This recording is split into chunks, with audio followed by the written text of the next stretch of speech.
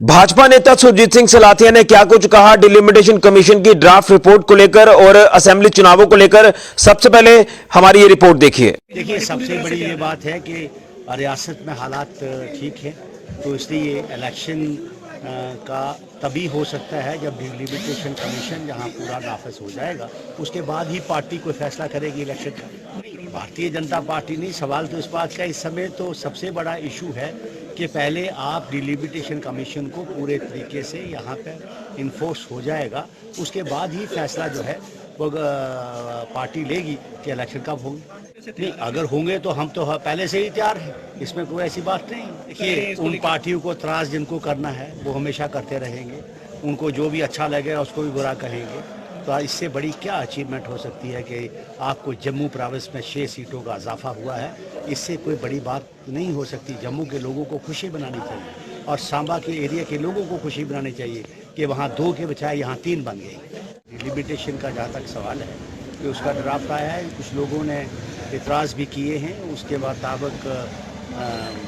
जो है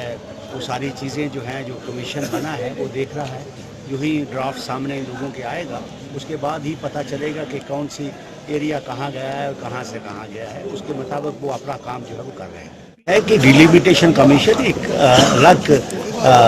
independence body है, उसका ऊपर किसी का असर नहीं है, ना किसी सरकार का है ना किसी पार्टी का है। वो निष्पक्ष होकर अपना काम कर रहे हैं, जो कहीं जास्ती है उसके खिलाफ लोग लिख के दे रहे हैं, उसके मुताबिक ही वो अगली कार्रवाई करेंगे।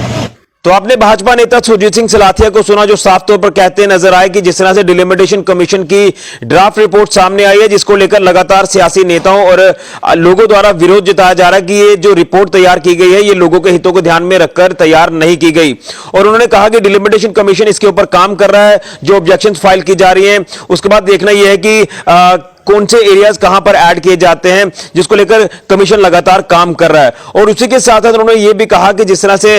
जम्मू कश्मीर यूटी में इस समय माहौल जो है वो पूरी तरह से ठीक है, चुनाव करवाने लायक माहौल है, लेकिन जब तक डिलिमिटेशन कमीशन की फाइनल रिपोर्ट नहीं आ जाती तब तक चुनाव नहीं होंगे। और जैसे ही कमीशन की फाइनल रिपोर्ट आ जाएगी तो उसके बाद जल्द चुनावों का बिगुल जो है वो जम्मू कश्मीर यूटी में बच सकता है और भाजपा चुनावों के लिए पूरी तरह से तैयार है। उन्होंने यह भी कहा कि जिस तरह से डिलिमिटेशन कमीशन की यह रिपोर्ट सामने आई है, जिसको लेकर जम्मू संभाग में 6 असेंबली कॉन्स्टिट्यूएंसी सीट्स बढ़ी हैं और जम्मू के लोगों के लिए यह खुशी व्यक्त करने वाली बात है। और उसी के साथ साथ सांबा जिला के लिए भी उन्होंने कहा कि सांबा जिला के लोगों के लिए भी एक अच्छी खबर है, एक खुशी व्यक्त करने वाली खबर है कि सांबा जिला में पहले 2 असेंबली कॉन्स्टिट्यूएंसी सीट्स हुआ करती थी, लेकिन अब 3 हो चुकी है, यानी 1 सीट जो वो बढ़ा दी गई है। तो इसको लेकर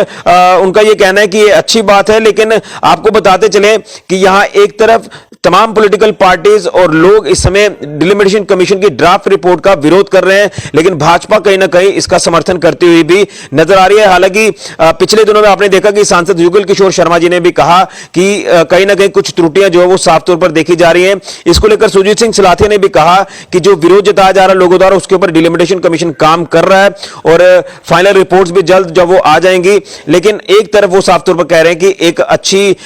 खबर यही है कि जम्मू संभाग में 6 सीटें बढ़ी हैं, लेकिन जो तीसरी सीट सांबा जिला में बढ़ाई गई है रामगढ़ कॉन्स्टिट्यूएंसी, उसको लेकर भी लगातार कई मतभेद जो वो देखे जा रहे हैं। लोग साफ तौर पर कह रहे हैं कि जो एरियाज ऐड होने चाहिए इस कॉन्स्टिट्यूएंसी में वो ऐड नहीं किए गए, जो एरियाज ऐड नहीं करने थे वो एरियाज ऐड किए गए हैं। तो अब इसको लेकर डिलिमिटेशन कमीशन जो रिपोर्ट तैयार करेगा वो देखना होगा कि क्या कुछ और इसमें चीजें ऐड ऑन की गई हैं। लेकिन सुरजीत सिंह सलाथिया साफ तौर पर कहते नजर आ रहे हैं कि यहां माहौल भी ठीक है, चुनावों को लायक माहौल है, कमीशन की रिपोर्ट आने के बाद चुनाव जल्द हो गए और भारतीय जनता पार्टी चुनावों के लिए पूरी तरह से तैयार है। अब कोशिश हम भी करेंगे कि सलाथिया साहब के साथ 1-to-1 किया जाए, क्योंकि आज हमने समय लिया था, उनसे समय मिला नहीं, लेकिन इन सारी बातों के ऊपर हम चर्चा करेंगे कि कहीं ना कहीं जिस तरह से वो इस समय पूरी तरह से एक्टिव होते हुए नजर आ रहे हैं, खासतौर पर अगर पहाड़ी क्षेत्र नड इलाके की बात करें या उत्तर बैनी इलाके की बात करें, पुरमंडल उत्तर बैनी का इलाका हो, यानी कहीं ना कहीं ऐसा लग रहा है कि सलाथिया जी ने इस समय कमर कसना शुरू कर दी है। वो पूरी तरह से तैयारी में लग रहे हैं कि वो असेंबली कॉन्स्टिट्यूएंसी विजयपुर से कॉन्टेस्ट कर सकते हैं, लेकिन खबरें यह भी आ रही हैं कि वो सांबा से भी कॉन्टेस्ट कर सकते हैं। लेकिन अब देखना यह है कि आने वाले दिनों में क्या कुछ पिक्चर सामने आती है।